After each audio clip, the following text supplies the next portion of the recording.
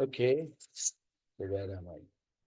So we are going to have a discussion on the topic, which is nothing but called as Ozymandias. Uh, what this poem is all about. Am I audible to you? Yes, sir, you are audible. Okay. So if I talk about the poem Ozymandias, so what this poem is all about? Like you pointed, it's a sonnet. Yes, it is a sonnet. So what do you mean by sonnet? A sonnet is a poem of 14 lines. Okay. Are you listening to me? Yes, sir. Uh, Yes, sir. And uh, a sonnet is a poem of 14 lines, and you could say that what the first 8 lines, eight line poem is nothing but called as a octava, right? The first 8 lines are known as the octava. Octava means 8 lines, and the next 6 line that forms a sestet. So you can say octava, sestet, right? So these are the means nothing but indicating about 8 plus 6, it's a 14 line. So therefore it is known as a means what we can say 14 lines poem sonnet, right? Now coming to the next one, uh, the poem that we are going to discuss is called as Ozymandias, right? Now, what is that title Ozymandias means, right? So, if you talk about that, Ozymandias is the name of the king, isn't it? okay. So, uh, you can say that Ozymandias is the name of the king, and but the king was dead actually. The king was died a long ago, and the poet is got the news from a person that it is while she was going to one place to the other place, so she realized that means or she came to know that means she found okay somebody wants to join me. You Yes, sir. It is me. okay?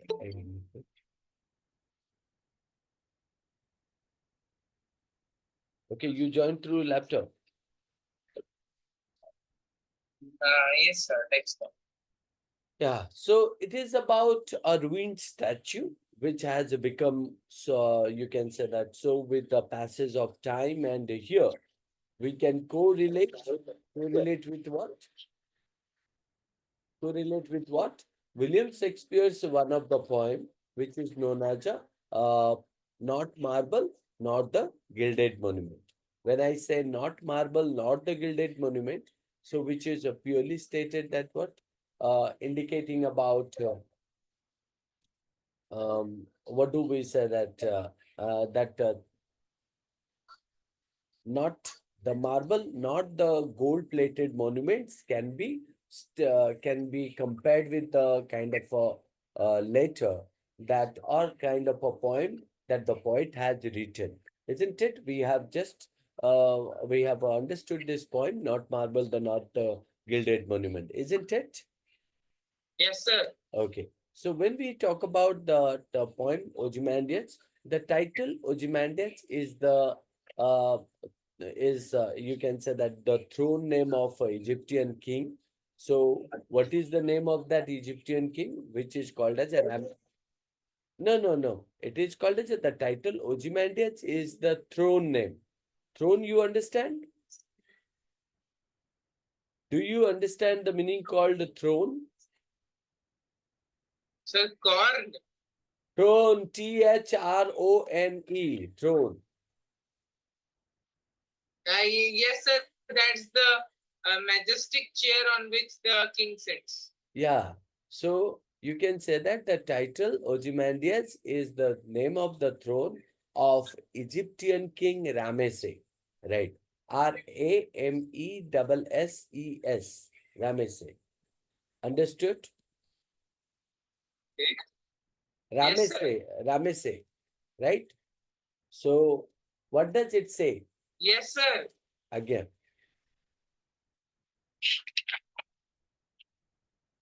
Okay. So when we talk about this poem,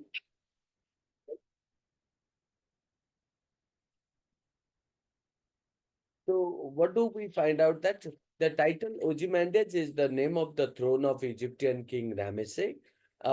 In this particular poem, the poet talks about what? Talks about the poet talks about the king, right? And his foolish desire. Foolish desire means what?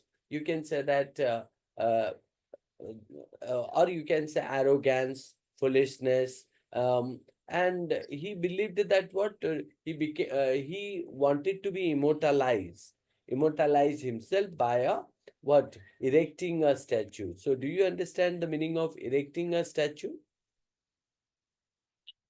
Yes, sir. Means like standing a statue upright. Yes. So the poet does what meets a person who has been to an ancient place in the desert, right? What is the name of that desert? It is known as Egypt, right? He tells the poet so that the person means with whom the poet meets. So that person tells the poet about the ruined statue of the great powerful king, right? Whose name is nothing but called as Ozymandias, and how that particular uh, king, right, and his instructed statue had been destroyed with the passage of time. So there, Yes. and it is also told, so on the passage of time, so only the two legs which stood on a platform and the upper part of the body, which is known as a torso, was nowhere to be seen. The face of the statue that lay buried in the, you can say, sand. And the poet stated that what? He praises the talent.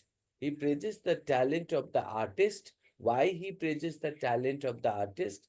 As the engraving on the platform reflects the pride and arrogance of the person or of the king, whose name is Ozymandias. As the statue is now destroyed, the you can say that the engraving is a mockery. The engraving is a mockery means what?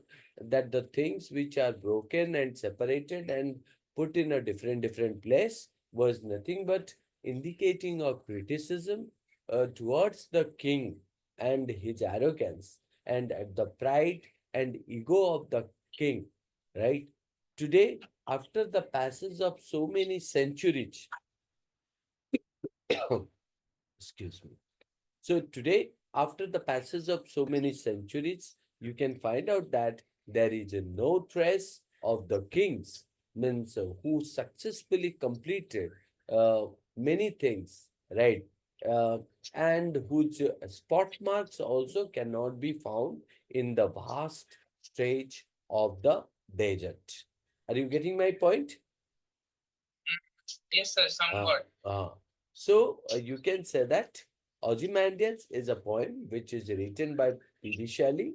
It is a poem that explores the themes of what? Themes of impermanence. What do you mean by impermanence? The meaning of it. Nothing is permanent. Yes, impermanence of human achievements. So nothing is permanent means here the poet wants to point out that nothing is permanent of human achievements. And surely everything will be decline or degrade of all leaders and empires. All leaders and empires means no one can live or rule this world, or no one's negative qualities will stay forever in this world, right? So it means how powerful, no matter how powerful means one may be or one may seem, right?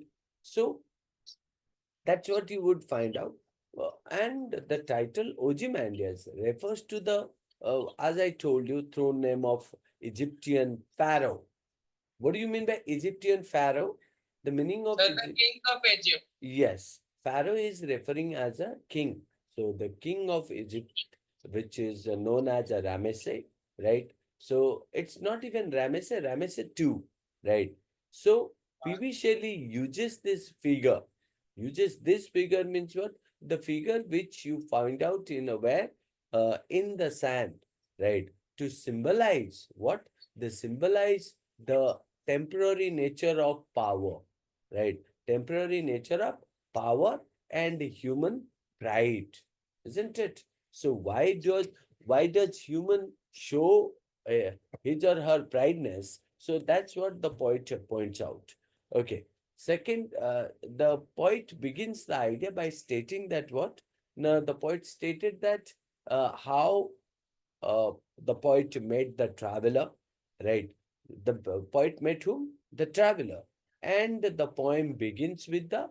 The poem begins with the speaker recounting a story, right? Who who told story to whom? The traveler told story to the poet, right? And it was the story which told by the traveler, right, who had visited an ancient desolate place. Ancient means very past, and you can say that isolated place in the desert, right? And this immediately sets a tone of distance and antiquity. So distance and antiquity means you would find out from the far and far, no one is present in that desert. And uh, the things that are found in the desert is nothing but a very old and antiquity in nature, right? Next is called as the poet described the statue, right? How did the poet describe the statue? The poet stated that the poet point out what? The poet indicates the or stated that how the traveler describes the remnants of a once mighty statue, right? So describe what? The remnants. Remnants means what? That's called as a part of the statue, right? Part of the statue of whom? Part of the statue of means a once mighty statue. Once mighty statue means once the means Ramesses II, who was the Egyptian pharaoh, right? Was very powerful ruler, right? So, like you could find out the point stated that how the traveler describes to whom describes the lakes and the torso. So when the poet stated the lake, Sir, sir, there is some kind of disturbance in your voice. no, Like not from my side. no, sir, what happened? Like, it is like your finger is touching the microphone or something like that, a loud noise is coming. No. Sir, in between it came, sir, like, Okay.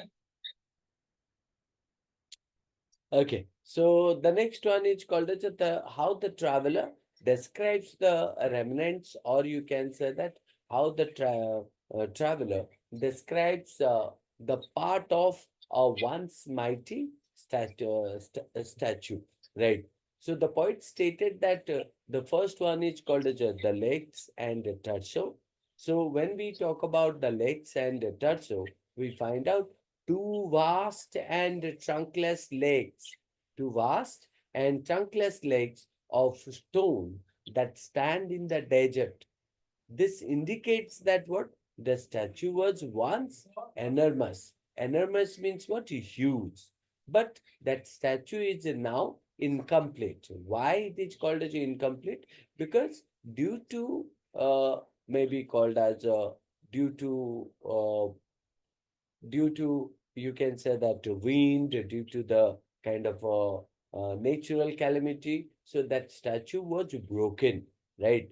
So second is called as the face.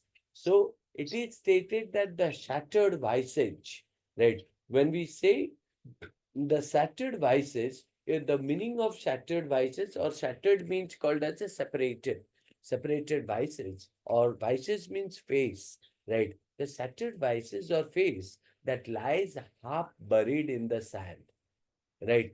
The expression on the face, which the sculpture, so looking at the expression of the face, right?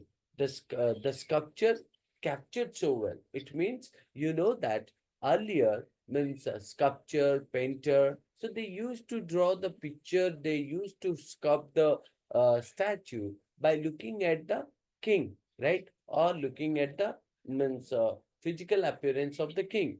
So here also you would find out the sculpture captured so well that shows the arrogance and anger of the ruler. So the ruler whose name is called as Ramesses II, so whose ruling and whose anger. So those are the things which are generally appeared on the face that are also clearly visible on the statue. So this makes the idea that how the sculpture even read the arrogance and anger of that king, right? So therefore, it you can consider that the poet praises whom? The poet praises the sculpture's skill, the sculpture's art or skill. So you can say that P.V. Shelley, who praises the sculptor who created the statue, right? Emphasizing what? Emphasizing the skill in capturing the king's emotions and also character qualities, right? And this highlights what? This highlights the irony, right? Irony means two sides that while Ozymandias wanted to immortalize himself, right, it is the artist. So what do you find out? This highlights the irony that irony is a poetic device, right? Yes, sir. While Ozymandias wanted to immortalize himself, immortalize means what? To make it popular, to make it realize that it will always live or whatever it has done. So whatever the kind of a fear and the abuse that he did to the people of his kingdom, that will continue forever, right? So but it is not true. One has to die, or one has to live a temporary life, right? But here you would find out even after Ramesses II, the king or the pharaoh died, it is the artist work that truly endures. It is the artist work that truly endures means what? The people even look at the statue, can identify who that ruler is all about, right? Even if you observe that what the poet stated that the inscription, what do you mean by inscription? The meaning of inscription is called as a writing, right? Sir, writing on a stone or metal pillar or pallet, sir. Yeah. So on the pedestal, there is an inscription that reads, what is it written on the pedestal? It is stated that my name is Ozymandias and the King of Kings. Look on my works, ye mighty and despair. So what is that? Now it is stated that the inscription means to what? Showcase. The inscription means to what? Means to showcase Ozymandias' power and achievements. Ozymandias' power and achievements now serves as a stark reminder. Stark reminder means what? The inscription, the writing, so which is indicating nothing but Ozymandias' what? Ozymandias' pride, Ozymandias' power, Ozymandias' achievement, Ozymandias' arrogance, right? And they serve as a stark reminder. Stark reminder means a sharp reminder of the, you can say that a futility or anger of human, you can say that grandeur. So the works that have all disappeared. So whatever he did, nothing but they are the works. So the works have all disappeared and followed by what? Followed by time and nature. So on the basis of the time, on the basis of the nature, everything has disappeared, right? So that is what the whole poem is all about. So you also find out the irony and the message, right? Now, if I talk about the irony and the message, so I can say that the irony is that Ozymandias intended what? Intended his statue to be lasting legacy. So when we say that who is Ozymandias? The king of king, right? So Ramesses II of Egypt. Uh, so he called himself that he was the Ozymandias, whose statue will be means stay forever, right? So and that statue will provide great information about him greatness. But instead, we find out that it stands as an evidence, as an evidence or as a witness that how anything that presents or anything that comes that surely decay means destroy of all human endeavors or all humans work or even not no one can sustain in the earth forever. So the surrounding desolation, right? The lone and level sands. The lone and level sands means as we find out the statue that was lying in the sand, right? So emphasizes the unimportance and beyond of Ozymandias' power. So Ozymandias' power do not have any importance and also means it cannot sustain, right? Now in that case, you can say the poem means Ozymandias is giving the idea about what? Impermanence of power. Impermanence of power means there is no permanence of power or power cannot be stay forever, right? So no matter how great one's achievement, time will eventually or finally means remove everything, right? Second, human pride and hubris. Human pride and hubris means that called as Ozymandias arrogance, right? Is nothing but the evidence. Evidence means that called as a witness uh, in the inscription or in the writing. Yet it is criticized by whom? Criticized by the ruined state of the statue. Ruined state of statue means that something called as how uh, you can say that the statue was mocked and how the statue that nothing but criticized my statue is criticized by the people, right? Then next stage called as a third. The third one is called as a nature's dominance. When we talk about nature's dominance, what do we find out? We find out the continuous force of nature, right? Continuous force of nature. So finally reclaims all human creation. So you would find out in front of the nature, no one can sustain forever or any of the human creation uh, cannot sustain forever. Then the fourth one or the last one is called as a last and legacy or um, uh, means you can say art and legacy. Why? Now, while the king's power has disappeared, the artist's work remains there. So that highlights the enduring nature. Enduring means that called as a long-last nature of art versus temporary nature of power. That is what the poem indicates. Or overally, if you talk about Ozymandias is a poem or a powerful reminder, right? Reminder of whom? Reminder of the passing nature of human power and pride. So, through the imagery of a ruined statue in a vast desert, Shelley illustrates the ultimate anger or expression of the immortalized nature or immortalize oneself through the means you can say that grandiose moment or called as a big moment, right? That is what the poem is all about. Am I clear? Are you listening to me? Yes, sir. So did you understand means all this means discussion that I told you?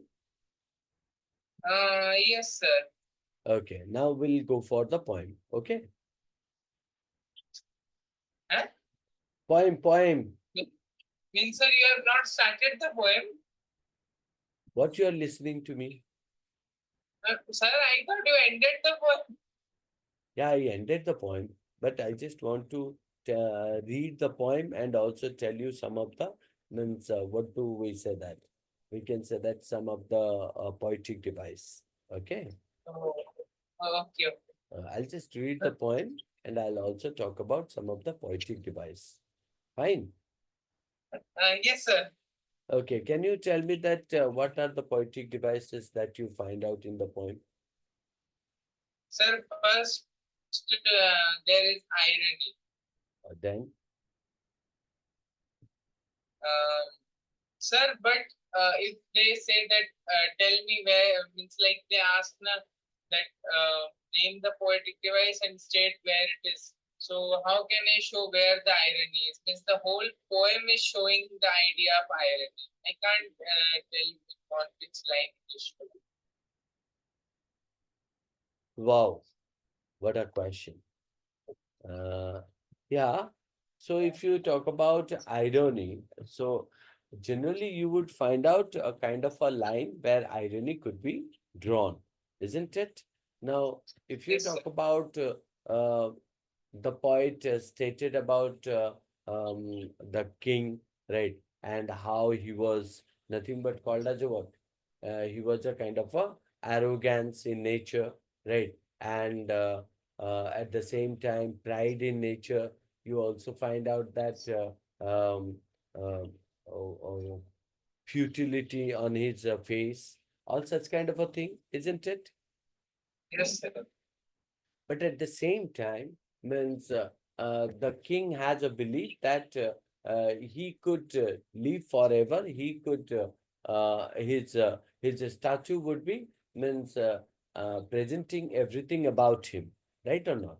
So, and that statue will be surely unevident of his character and his contribution to the kingdom, right?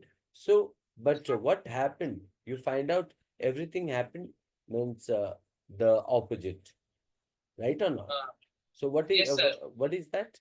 Means you find out his statue was somewhere like broken into two parts, and how his face is disappear in the sand, and how his one part of the body is thrown somewhere, and his two legs that were kept in a or that were covered in a means sand, right or not?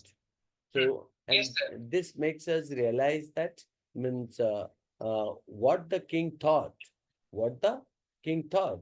So, The exact opposite is happening. exact opposite is happening to him, right? So So, the second poetic device which is sees, I think, imagery. imagery.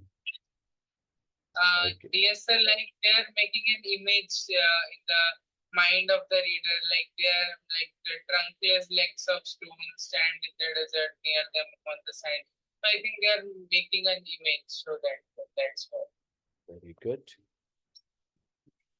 And Okay. Good, good. so there are also like alliteration, which is like those are common things like alliteration and consonant resonance. You can easily find that out. So I mainly see that irony and imagery, these two things, and allusion, because some like Ozymandias and all these words are being used. Mm. So, what is So, cynic dot? sir, Cynic dot? scenic dot? What is that? No idea, sir. You don't know about cynic dot. Okay. No, sir. Fine, no issue. Um, can you tell me that hyperbole? Sir, yes, sir. Hyperbole. When you like you try to explain the characteristics, but you say the like you just keep it as hyper, like you describe it as more than it is required, like that. Okay. What is the Like if I say that tears were flowing like flood, then it is hyperbole. Okay, fine. Great. Okay, let me just discuss those of the poetic device. But previous to that, let me go the poem line by line. Um, the first line stated about what? I met a traveler from an antique land, isn't it? Who Yes, said two vast and trunkless legs of stone. Right. So in that case, you would find out the speaker introduces a story told by a traveler who has been, to an ancient land. The traveler describes meeting, the traveler describes before the point that how two legs, trunkless, legless stone, right, fragments of a statue standing in the desert, right? So in that case, you would find out the poet presents the poetic device. It's called as a narrative framing. What do you mean by narrative framing? It indicates that how the poet uh, presents the poem starts with what? Starts with the speakers remembering another person's story, right? Another person's story, setting up a narrative frame. It means there is a story, and inside the story, there is another story, right? Is known as a narrative frame story. Second one is called as a you can talk about poetic device antique. The word antique suggests what? Something which is very ancient and also historically important, right? So that is what. Now we understood in the first and second line. What about the third and fourth line? If you say, stand in the desert, near them on the sand, right? Half sunk, a shattered vice's lives, who's from? And a wrinkled lip, and a sneer of cold command. Tell that it's a sculpture well those passion read. Now this indicates that nearly half you can say nearly half buried in the sand. Now, what is half buried in the sand? That's something called as means the a statue. Half buried in the sand lies the broken face of the statue, right? So, lies the broken face of the statue. The face appears a frown, anger, suggesting unhappiness, or you can say that anger, arrogance. So this is what you would find out in the you can say that what do we say, third and fourth line. So here you would find out the poetic device is imagery and juxtaposition. Now what is that imagery? Now it is clearly described stand in the desert. Now what stands in the desert? Harp song and shattered face create nothing but a visual image of the scene. Visual image of the scene, and people can remember that. So the second one is called as a juxtaposition. So what do you mean by juxtaposition? The standing legs, right? The standing legs contrast with the broken face, highlighting the statue's ruin. Now this is what called as a juxtaposition, where you are stating about the person who lost everything, right? But can be visible what the pride in him. How? Because his two legs that stood straight. Right. Then second is called as a what is that? And wrinkled lip and sneer of cold command. Tell that it's a sculpture. Well, those passion will. Now here you would find out the face also, right? Shows what? The face also shows a wrinkled lip and anger on face. And they are indicating a sense of superiority and disheartened nature. And these features show that what the sculptor who create that statue, right, understood and accurately captured the ruler's what emotion, right? So that is what you would find out. So here also you would find out the poetic device is known as a alliteration, right? yes, sir. Alliteration, the repetition of the, you can say, C sound, cold command, that emphasizes the harshness of the ruler's what? Demeanor, right? Second, Sir, yeah, sir, actually, I was just writing down the things that you were telling, and I can't just get the spelling of that. The first poetic device, something like narrative tone, and the second and the third one you said that as something like junk, junk, junk. So I can't get the spelling. Can you sir please type it? okay, definitely I'll send you, right? Don't worry. Uh, So the next one you would find out that is called as a what? Alliteration that I pointed. Next one, and what is that alliteration? That is called as a cold command. The next one is known as a consonance. So consonance is the repetition of R sounds in wrinkles, right? And also you can say sneer, right? That add a harsh tone to the description, right?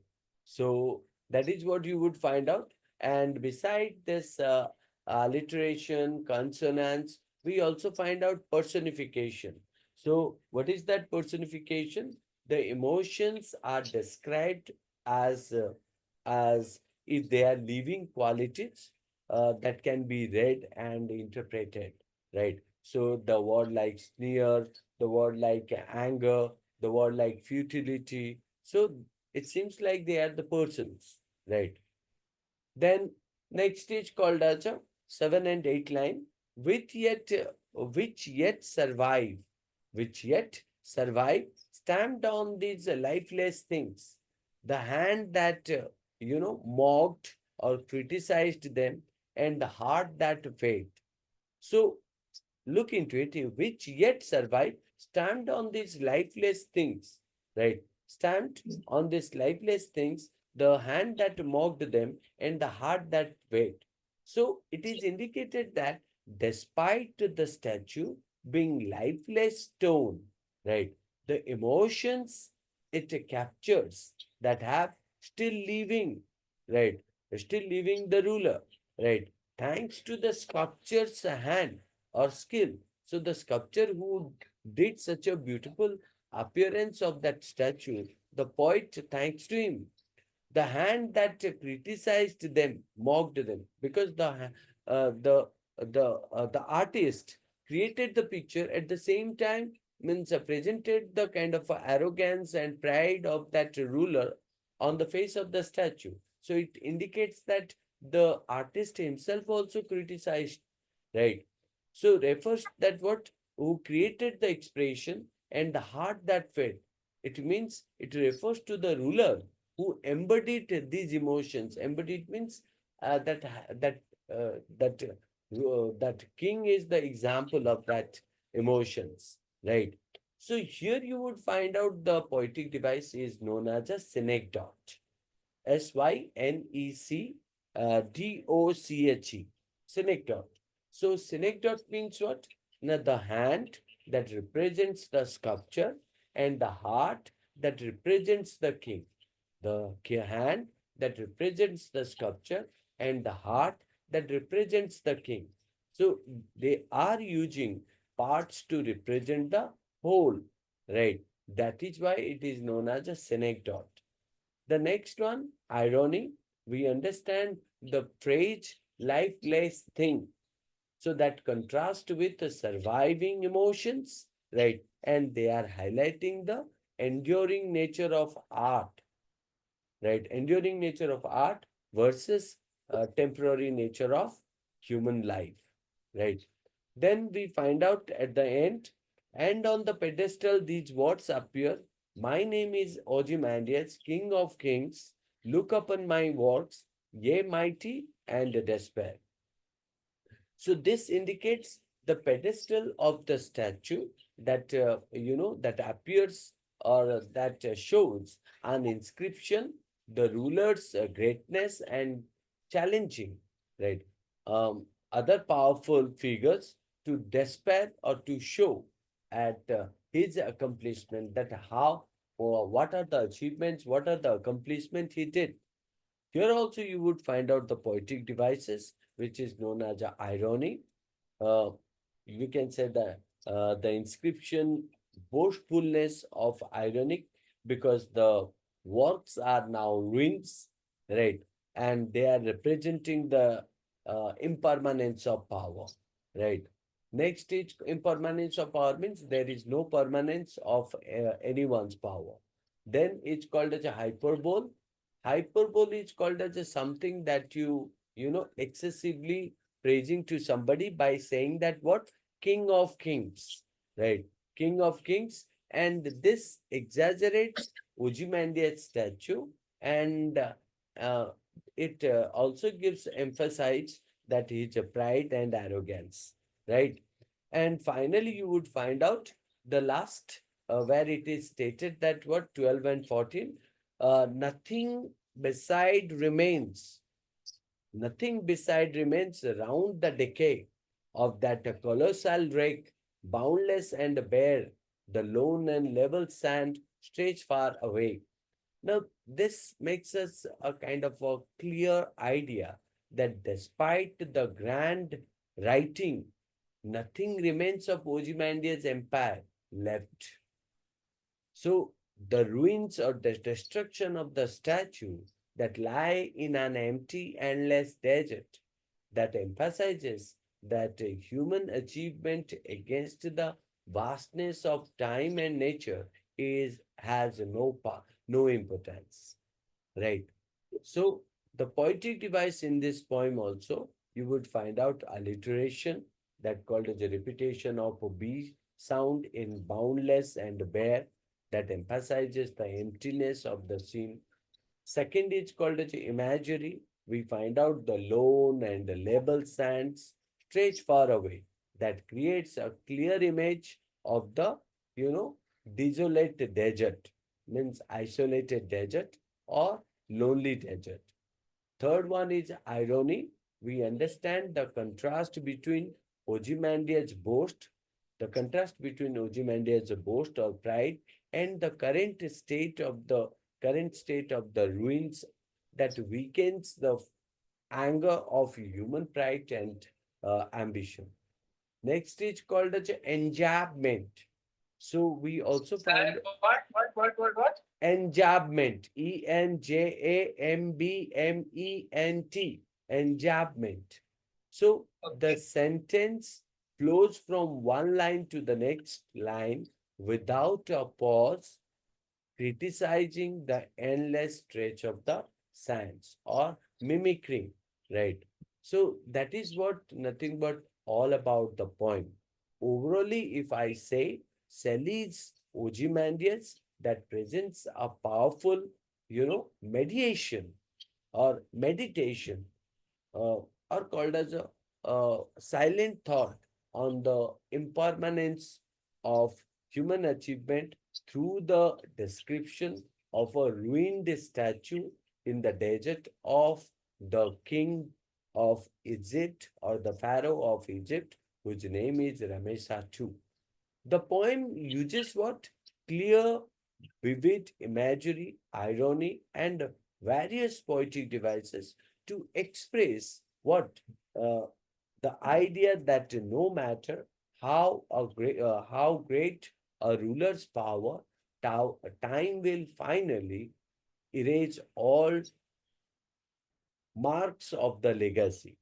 The skill of the sculptor who captures the quality of the king's arrogance and pride that contrast with the desolate scene of decay that emphasizes the means a long lasting nature of art versus the temporary nature of human endeavor. I hope you understood this. Yes, sir. Just sir, one means like out of curiosity, one doubt came. That means the poetic device. Like in every poem we read, especially in ninth or tenth standard, we have started finding out the poetic devices presented. So does the poet also think about these poetic devices and uses it in his poem, or just that he writes the poem and we try to find the poetic devices? See, poetic device is something, right, that when the poet write the poem, it can be, it can be appeared on from his point. He doesn't think about that I need to point, I need to write such a way that the poetic devices, these poetic devices will appear.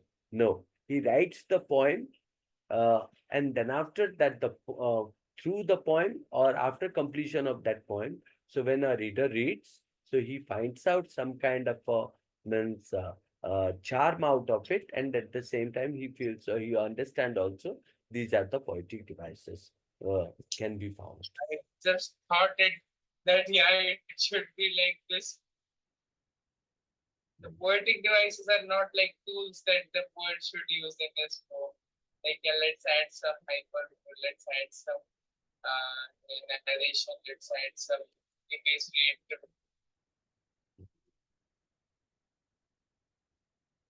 Okay. Sir, actually did not get the scenic dot something was there, right? A poetic device. Okay, Cynic Dog, SYNECHNECDOCH,